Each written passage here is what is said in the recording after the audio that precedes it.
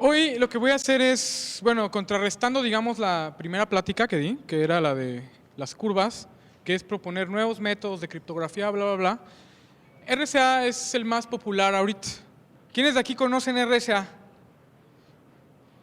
¿Quiénes de aquí saben cómo funciona RSA? Ok. Ahorita lo que voy a hacer es, RSA básicamente es un algoritmo que todo el mundo utiliza, todos, hasta su abuelita cuando está en internet. O sea, lo que está haciendo RSA es que cuando ven el candadito en la paginita de que está segura y eso, pues simplemente quiere decir que todo lo que ustedes están transmitiendo, lo que están subiendo, pues que la dirección, el DNS, la dirección que quieren meterse, la petición al servidor, los cookies que le mandan, etcétera, vayan cifradas, ¿no? Y se cifran con criptografía asimétrica, ¿no?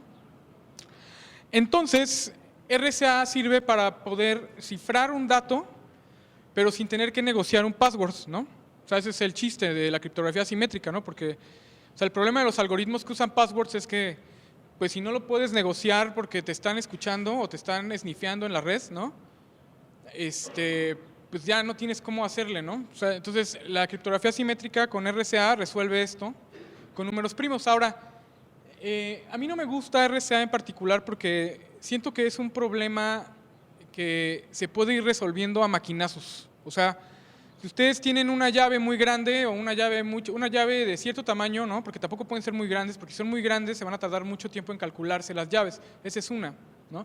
Como vimos en las curvas elípticas es muy fácil, es muy rápido calcular las llaves, ¿no? Pero aquí tiene que generar números primos muy grandes, ¿no? Y eso es tardado, ¿no? ¿Por qué? Porque los primos hasta ahora no se les ha encontrado un orden, ¿no? Que eso lo vamos a ver más adelante. Entonces, bueno, la siguiente, por favor.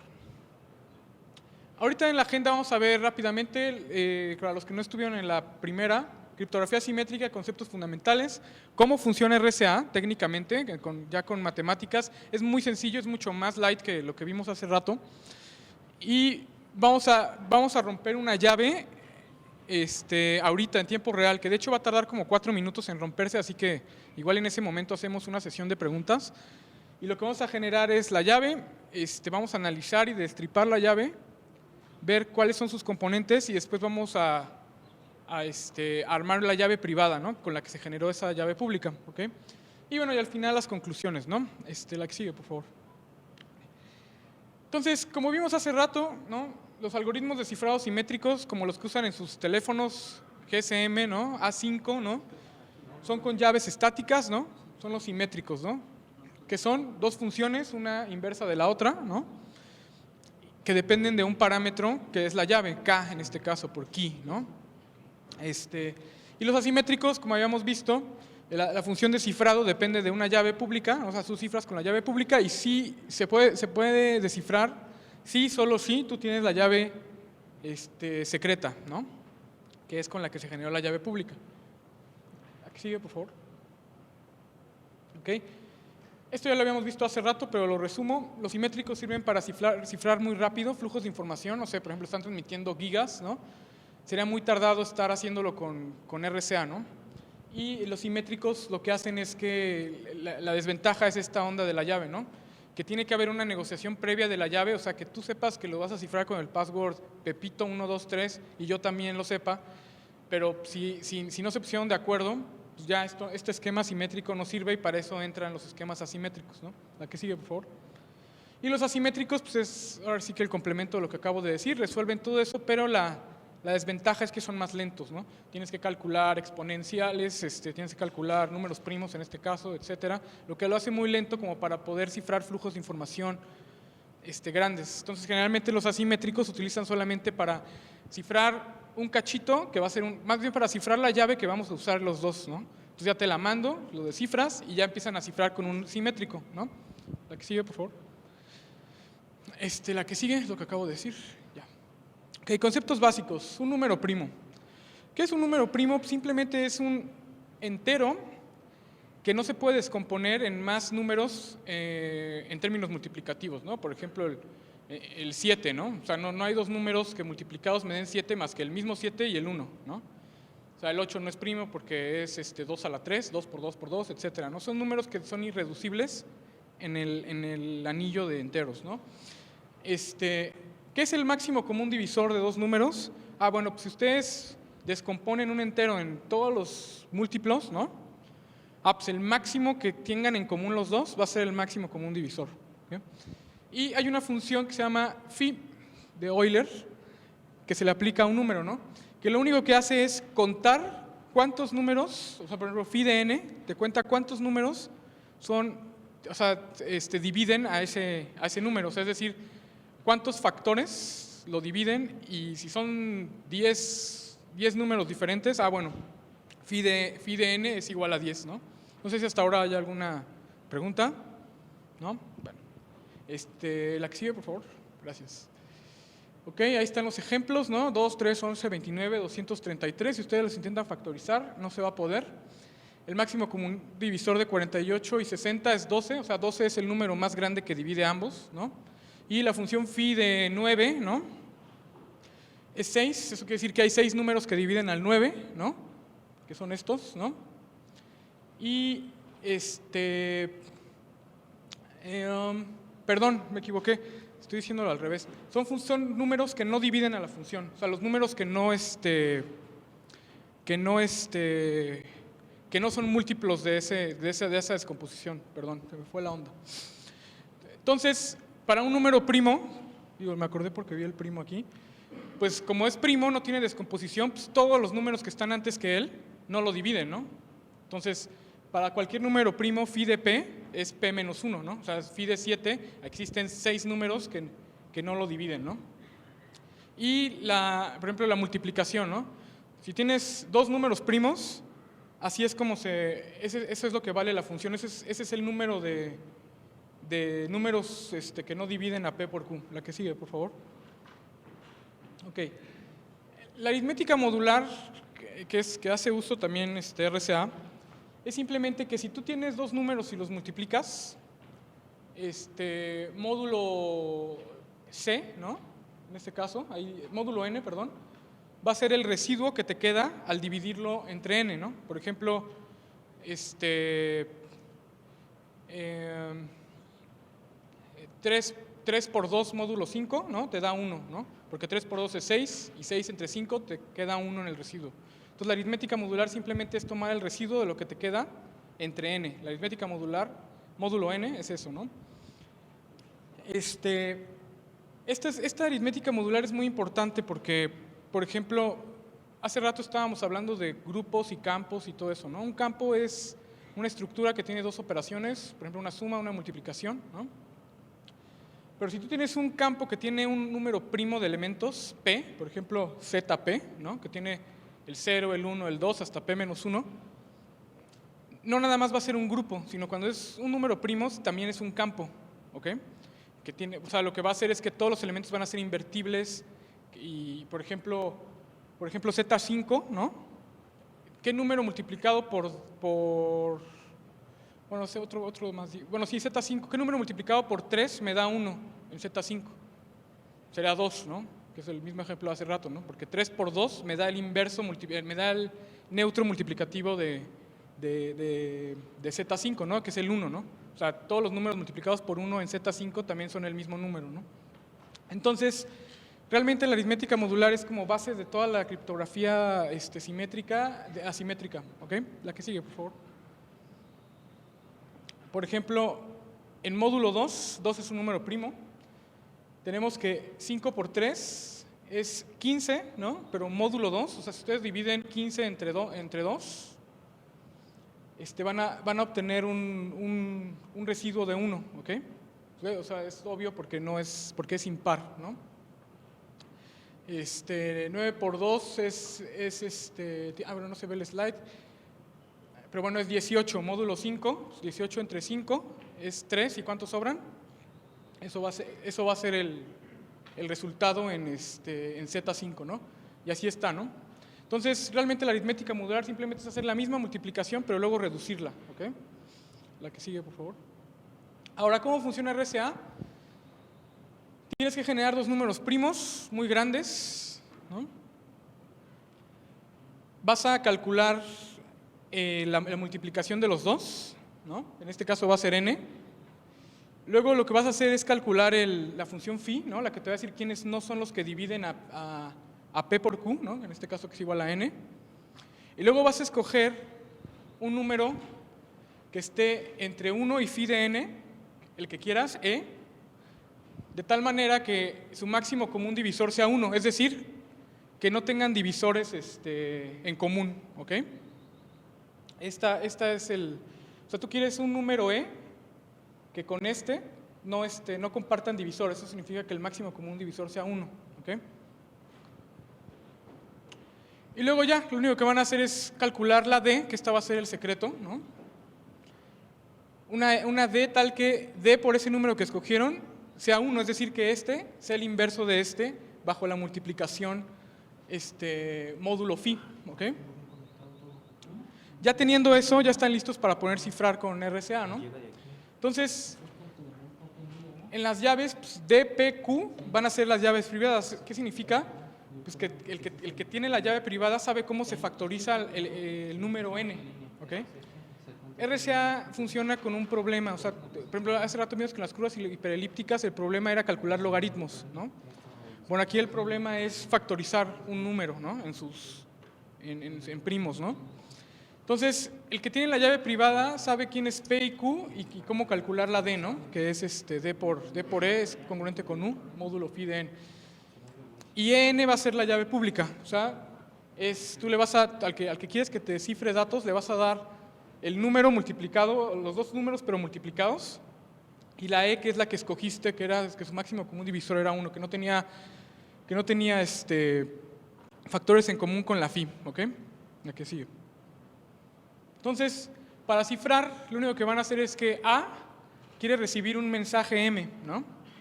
Entonces, A le manda a B su llave pública, ¿no? Para que le cifre el mensaje, ¿no? Que en este caso es EN. Y B lo que tiene que hacer es computar el mensaje a la E módulo N, ¿ok? Y le manda ese mensaje a, ¿ok? La que sigue. Entonces, para descifrar, A quiere obtener la M, ¿no? Entonces, tiene que computar sobre C lo que sigue, ¿no? O sea, lo que va a hacer es, va a elevar el mensaje que se lo mandó elevado a la E, ¿no?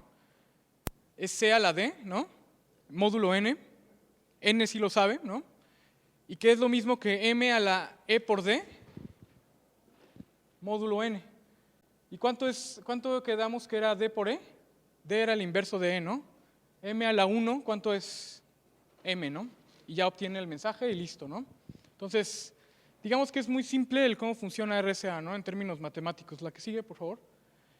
Entonces, la seguridad radica en que si tú tienes un atacante que obtiene la N y la E, ¿no?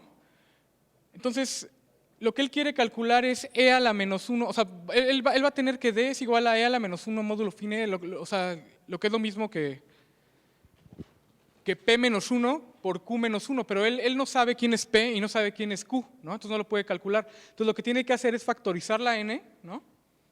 Para obtener quién es P y quién es Q, y así ya puede obtener E menos 1 y listo, ¿no? O sea, ya lo que va a poder hacer es armar quién es la P, quién es la Q, y con eso ya es fácil que pueda obtener la D, ¿no? Porque D va a ser igual a E a la menos 1 módulo phi de N. Y phi de N, como ya tiene la P y la Q, pues nada, es muy fácil calcular P menos 1 por Q menos 1, y ya nada más tiene que calcular el inverso de E en phi, ¿no? Y eso es muy fácil, de hecho se usa un algoritmo que es muy rápido, que se llama algoritmo de Euclides extendido o algo así. La que sigue, por favor. Ahora, RSA está siendo, digamos, atacado por los matemáticos por un problema que de hecho te dan $1 millón si lo resuelves, te lo da el Instituto Clay de Matemáticas, que es resolver la hipótesis de Riemann. La hipótesis de Riemann plantea que hay una función, la función z de Riemann, que es compleja, tal que si tú buscas cuáles son los ceros de la función, ¿no? O sea, es decir, bajo qué números complejos la función se anula, se hace cero, ¿no? Bueno, lo que dice es que la función tiene o sea, los ceros están ordenados en una recta, ¿no? En una recta que es, de hecho, cuando vale un medio la parte real, dice que todos los ceros caen en un medio y en la parte imaginaria pues, van cayendo ahí en ciertos pedazos, ¿no? ¿Con qué está relacionado, de qué está relacionado esto con RSA? Ah, bueno, que digamos que la distancia de los ceros en la parte imaginaria, ¿no? Es como medio caótica, o sea, no es nada determinística. De hecho, la serie es muy sencilla, pero el orden que llevan los ceros es como raro, o sea, no se conoce, ¿no? Entonces, ese orden esconde la densidad de los números primos. O sea, ese orden te podría decir, ¿sabes qué? En este punto y en este punto, ¿no? Hay tantos números primos, ¿no? Entonces, todo eso lo puedes ir acotando y podrías saber qué números son primos, ¿no? Y aparte la función esta está relacionada con otra función de números primos y etcétera. Pero vaya, o sea, el resolver esto implicaría también tener una manera, o sea, la demostración de esto también sería teniendo yo creo que te daría un algoritmo para poder calcular más fácilmente quién es un número primo, entonces el atacante pues rápidamente podría saber quiénes son números primos que oscilan, o sea, los números primos que oscilan entre P y Q para poder calcular la N, ¿no? La que sigue, por favor. ¿Okay? Entonces, entonces ahorita lo que vamos a hacer es abusar de lo que les dije. O sea, obviamente yo no he resuelto la hipótesis de Riemann y se preguntan cómo va a romper la llave, pues simplemente voy a factorizar una llave teniendo muchos recursos de cómputo, ¿no? O sea, alguien que tenga mucho dinero, que tenga muchas computadoras conectadas en clúster, pues lo va a poder hacer en cierto momento. Entonces, por eso las llaves RSA van incrementando su tamaño cada 2 años, ¿no? O sea, me acuerdo que antes, o sea, cuando yo apenas me metía a esta onda, las llaves eran de 768 bits, era considerado seguro, ¿no? En RSA, ¿no? O sea, de hecho creo que 512 fue seguro un rato, ¿no? Entonces, ahorita ya dicen que 1024 y así se va a ir doblando cada vez más, ¿no? Entonces, RSA ese es el problema que tiene, que con el tiempo cada vez se va haciendo más difícil el poder calcular una llave, porque tienes que calcular primos muy grandes y saber quiénes son los primos implica esto de la función z, ¿no? Entonces lo hacen por aproximaciones o por probables primos y luego hacen muchos tests. Y de hecho, si ustedes generan una llave RSA de 2048 bits o muy grandes, una de 4096, en una laptop va a tardar tal vez 3 o 4 minutos, ¿no? O sea, es muy ineficaz, ¿no? Entonces, digamos que la seguridad de RSA depende de la tecnología y pues está mal, ¿no? O sea, tiene que depender de la teoría, ¿no? Entonces, bueno, estos son los comandos que al rato les paso la presentación si ustedes quieren reproducir el cómo generar una llave, ¿no? O sea, si ustedes obtienen una llave de un sitio de internet a través de un certificado, ¿no? El certificado lo destripan, van a sacar la llave pública, van a poder reproducir esto que está en negritas, que son los comandos, y de hecho ahorita lo vamos a hacer. Lo primero es, por ejemplo, haces un archivo que cifremos, ¿no? Nada más para hacer la prueba. Luego lo que vamos a hacer, ¿cómo se cifra un archivo? Pues, utilizas OpenSSL RSA util -encrypt usando la llave pública. Le dices que esta es la llave pública, o sea, que el input va a ser esta llave pública, que el texto va a ser este mensaje, el que va a cifrar, y que la salida quieres que la meta en este archivo, ¿no? Y el descifrado pues, es parecida a la sintaxis, nada le das -decrypt, quién es la llave privada, ¿no? Quién es el mensaje cifrado y dónde vas a meter el mensaje. O sea, así es como se cifra con OpenSSL en la línea de comandos, ¿no? Realmente en internet y eso pues, se usa el API de SSL, ¿no? Pero realmente es lo mismo, ¿no? Ahora, ¿cómo le haces para generar una llave privada, ¿no? Para poder reproducir este ataque? OpenSSL GNRSA -out privada PEM 256 bits, ¿no? Luego generas una llave pública, ¿no? De hecho, 256 bits fue considerado seguro, incluso hasta 15 años después de que se inventó RSA, ¿no? Que de hecho RSA es por las siglas de los que lo hicieron, que son 3, Rivest, Shamir y Adleman. Ok, para generar una llave pública, pues le tienes que decir quién es la llave privada, que en este caso son los números primos, ¿no? Y ya te genera la llave pública con -pubout, -out, y ya le dices pub.pem, ¿no? Así es como le estamos poniendo de nombre. Para extraer el módulo, ¿no? O sea, queremos saber bajo qué bajo qué phi están trabajando, ¿no? Y obviamente no sabemos la n, pero sí el módulo, ¿no? Lo das con OpenSL RSA-in pub.p-pubin text modulus, bla, bla, bla, y ahí te va a salir destripada toda la llave pública, ¿ok? En esa va a haber un renglón que dice modulus, ¿no?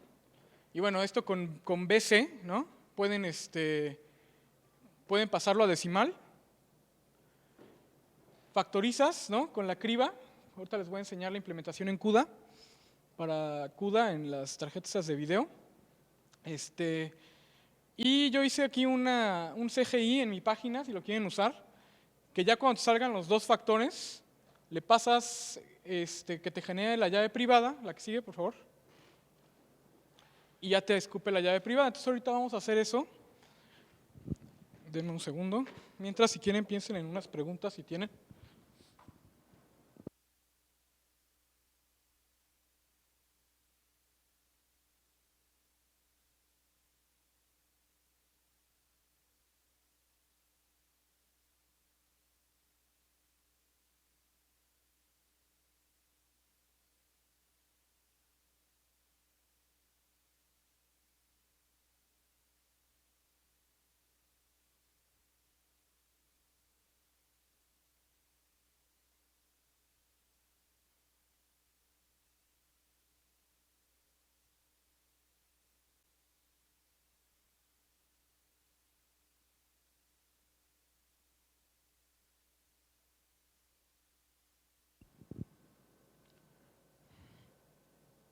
Ok, entonces el primer paso es, vamos a generar un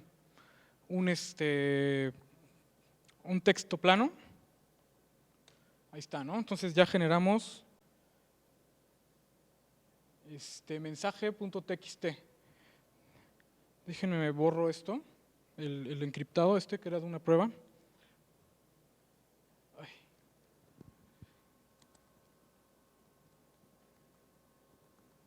Ok, entonces ya tienen el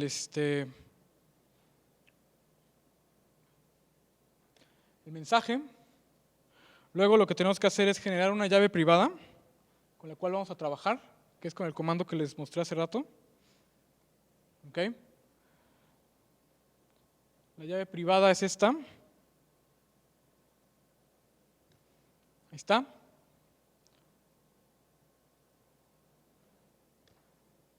Luego lo que vamos a hacer es generar la llave pública.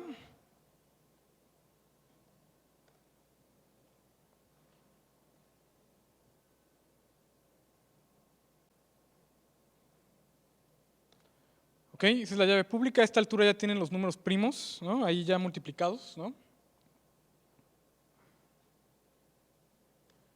Con esto vamos a obtener el módulo de la llave pública. Es ¿no? Este es otro parámetro local de OpenSL que ahorita vamos a usar. De hecho es 2 a la 16 más 1. Aquí está. Digamos que ya, aquí ya tienen cómo está la phi, ¿no? Pero vaya, eso no importa, o sea, eso no implica nada del atacante. El atacante tiene que factorizar, ¿no? O sea, tiene que saber cómo es la n. Este es el módulo n, ¿no? O sea, ya es que tienen la e y la n, ¿no? Entonces, el atacante tiene que factorizar esta cosa, ¿no? Entonces, vamos a copiarla.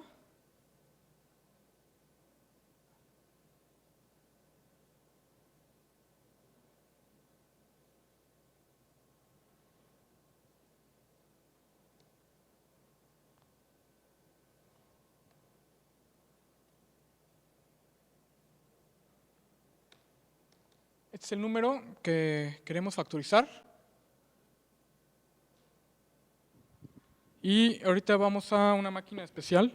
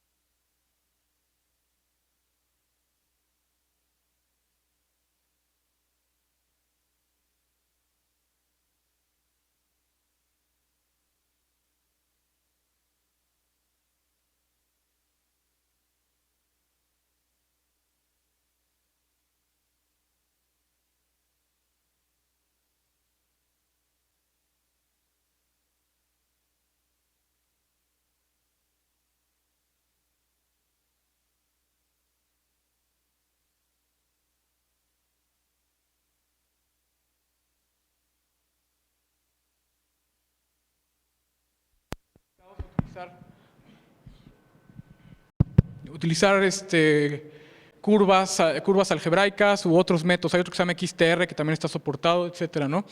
Entonces, ahorita lo que va a suceder es que me va a soltar cuáles son las dos P y Q. Ya obteniendo eso, ya nada más es cuestión de programación, ¿no? O sea, hacer una cosita, un programita que te una los dos numeritos, ¿no? Y ya obtener cuál es la llave privada en texto y la vamos a comparar con la que generamos y van a ver qué sucede. Entonces, ahorita no sé si tengan alguna pregunta porque de esto le queda más o menos como unos 3 minutos. Entonces, a ver. La tarjeta, de hecho por ahí está Alex, que él es el que sabe, ahí está, ¿no? ¿Mm? Sí, no te puedo decir exactamente, pero creo que es de 2.1 GHz y maneja vectores. Entonces los vectores tú los puedes proyectar también a la recta, ¿no? Y puedes obtener, ¿cómo se llama? Cadenas largas, ¿no? O sea, pero realmente lo padre de esto es la parte paralelizable que te provee al hacer los intentos, ¿no? O sea, esto es un intento que va haciendo caminos, ¿no? Pero vaya, lo que hace el paralelismo aquí es sacar todos los caminos posibles de un jalón, ¿no? Por ejemplo, si te quieres tardar 5 minutos, ¿qué necesitarías? Yo creo que como unos...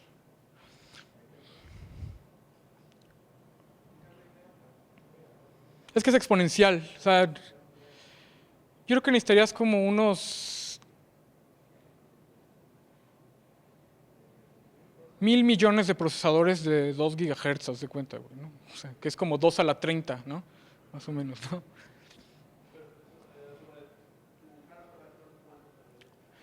Esto, yo creo como unos 25 años, güey, más o menos. Sí, ¿no?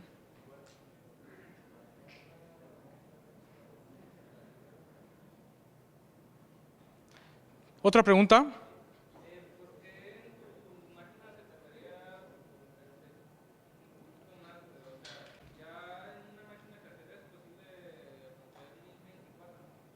No.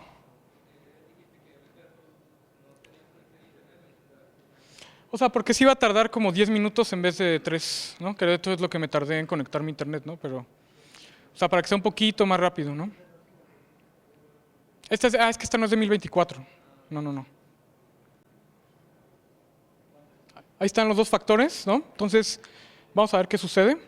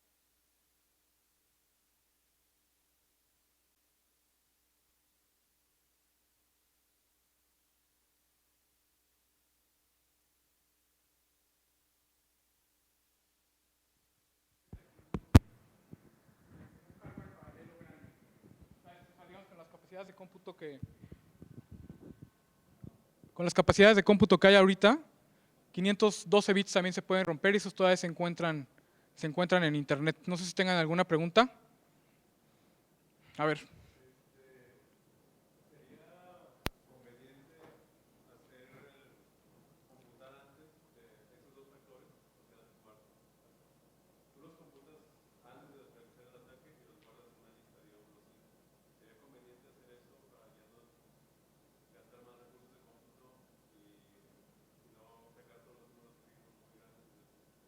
O sea, lo que dices es como tener una lista de primos y comparar. Hay esas cosas. No sé si, sí, esas, las que dice Luis. Hay unas listas que se llaman Rainbow Tables, seguro algunos las conocen, que son para que si tú quieres hacer un ataque ya están listas para que uses un hash y puedas saber, o sea, en lugar de calcular el MD5, pues nada más ves todas las posiciones de todas las cosas y los ataques de fuerza bruta te los reduce yo creo que en un 80%, ¿no? O sea, existen esas cosas y también hay para RCA, ¿no? ¿Otra pregunta? ¿No? Bueno, pues es todo de esta plática, ahorita sigue la otra. Gracias.